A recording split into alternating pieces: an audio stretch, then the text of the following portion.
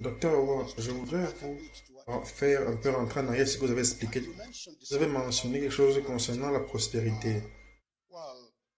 Mais Dieu veut que nous soyons prospères. Dieu veut que nous soyons, que nous vivions une vie bonne, une bonne vie.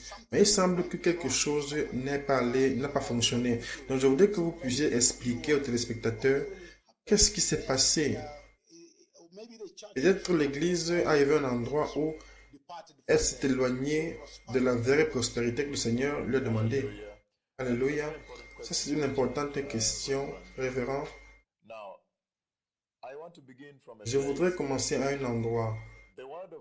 La parole de Dieu est toujours la verge qui nous conduit, qui nous montre dans quelle direction aller. Même lorsque nous allons dans la direction erronée, c'est la parole de Dieu qui peut nous corriger et nous ramener sur le chemin correct, sur le chemin étroit et correct que le Seigneur a établi pour nous, sur la croix, jusqu'à ce qu'il a ressuscité et a été à la droite du Père. Le Seigneur, sans aucun doute, c'est le plus grand désir de son cœur que l'Église puisse prospérer. Et l'Église, c'est vous, c'est la congrégation, ce sont les chrétiens là-dehors qui regardent ce programme aujourd'hui. Et malheureusement, à un moment, lorsque le Seigneur, à travers le Saint-Esprit, il a apporté un réveil qui avait pour but de pouvoir renouveler l'Église. Malheureusement, ce réveil a été volé. Parce que je voulais vous faire comprendre quelque chose de manière très claire ici. Le réveil du Seigneur dans l'Église vient toujours du Saint-Esprit. Le Saint-Esprit est toujours le véhicule qui délivre le réveil du Seigneur dans l'Église. Mais le Saint-Esprit, il est saint. Donc vous voyez que la sainteté, c'est le seul attribut, c'est le seul caractère de l'Église qui peut soutenir le réveil. Parce que le réveil vient de notre Dieu qui est saint. Le réveil a pour but d'aller vers notre Seigneur qui est saint. Mais échouer de soutenir la sainteté dans l'Église va toujours détruire le réveil. Et c'est pourquoi vous voyez que le réveil de la prospérité qui est venu rapidement a détruit et a volé, a été volé. Le diable a volé le réveil parce qu'ils ont mis de côté la sainteté du Seigneur. Il y a même une écriture, un verset qui parle des bénédictions qui a été beaucoup prêché aujourd'hui.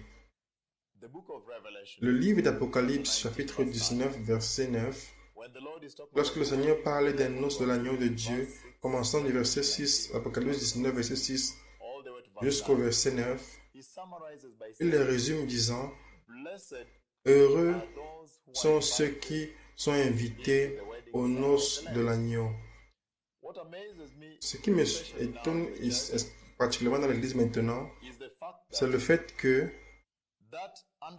cette compréhension de bénédiction a été comprise mal. Je sais que le Seigneur veut vous donner des choses sur la terre, votre pain quotidien. Le Seigneur veut vous aider avec la santé, avec la sagesse, avec la santé et les choses dont vous avez besoin comme pasteur. Si vous avez besoin de la voiture pour aller quelque part prêcher, votre cas, cette voiture devient votre ministère. Mais jamais le Seigneur a pensé que l'Église puisse commencer à accumuler les richesses du monde à un point où ils ont rejeté la réprimande, le standard de sainteté du Seigneur. C'est le point central, révérend Wandera. Beaucoup de personnes ont également cité les bénédictions que le Seigneur a apportées à Moïse et qu'il a apporté également à Abraham également. Eh bien, lorsqu'il a parlé avec Abraham, Je me souviens qu'il a dit à Abraham, comme nombreux sont les étoiles dans le ciel, ainsi sera ta descendance. Mais dans cela est cachée la révélation sur la vraie définition de la bénédiction du Seigneur, de Dieu, la bénédiction du Seigneur.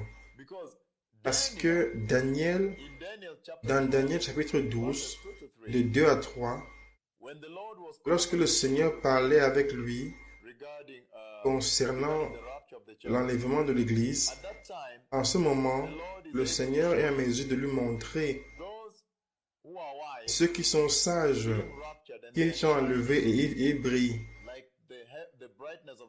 comme les étoiles du ciel. Mais le Seigneur lui montre également ceux qui ont conduit beaucoup dans la justice du Seigneur. Et il voit qu'ils brillent encore plus. Cela essentiellement parle d'Apocalypse 22, 12. La récompense des saints qui arrivent dans le royaume de Dieu. Mais cela également, c'est un aspect de l'enlèvement que le Seigneur a parlé avec Daniel concernant cela. Et le 26 novembre de l'année 2006, le Seigneur m'a montré cette vision. Il m'a parlé concernant l'enlèvement à nouveau. Et voilà ce qu'il m'a montré. Et donc, écoutez la révélation ici. Lorsque Dieu bénissait Abraham, il a dit comme les étoiles, aussi nombreuses comme les étoiles, ainsi sera ta descendance. Il y avait beaucoup il y avait une fondation spirituelle dans cette bénédiction. Il disait, ta descendance qui va entrer dans les noces de l'agneau de Dieu. Ta descendance qui va entrer dans le royaume de Dieu. Ça, c'est ta bénédiction, Abraham. Écoutez ceci maintenant. Lorsque Dieu dit qu'il veut bénir l'Église, il veut dire la bénir afin qu'elle puisse entrer dans le royaume de Dieu. Il n'y a aucun moment qu'elle va entrer dans le royaume de Dieu à moins qu'elle marche dans la sainteté de Dieu. En fait, la Bible le dit très clairement dans le livre d'Hébreux, chapitre 12, verset 14. Et il dit clairement que faites tous vos efforts pour vivre en paix avec tous et d'être saints, car sans la sanctification, personne ne verra le royaume de Dieu. Donc, révérence Amos Wandera, le point où il s'est éloigné du départ, où l'Église s'est éloignée, a commencé à prêcher la prospérité, s'aimer une semence pour avoir un miracle, amener l'argent aux pieds des apôtres. Si vous n'avez pas d'argent, le pasteur ne va pas vous saluer. Le royaume de Dieu, vous aurez des avions privés comme pasteur. En fait, afin que l'Église maintenant a commencé à chercher les choses du monde, toute chose qui est bonne que la chaise, l'Église, le monde a apporté, amasser des richesses dans les églises, sans articuler le standard le plus important que le Seigneur nous a donné, la mesure pour entrer au ciel. Marcher dans la sainteté du Seigneur. Dans tous les standards, si l'Église doit choisir, commencer à marcher dans la sainteté, elle va être contrainte de chercher la sagesse du Saint-Esprit, de chercher l'aide du Saint-Esprit. C'est pourquoi vous voyez que le Saint-Esprit n'est même plus admis dans l'Église, il n'est même plus prêché.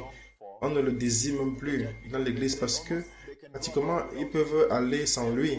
Ils ont des bons comptes courants qui peuvent, ils continuent les entreprises dans l'Église. Ils vendent des livres, il y a des profits qui sont faits dans l'Église sans apporter la sainteté à l'Église.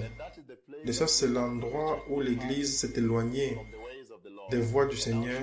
Maintenant, elle prêche la prospérité. Essentiellement, c'est ça, l'adoration de ce veau d'or.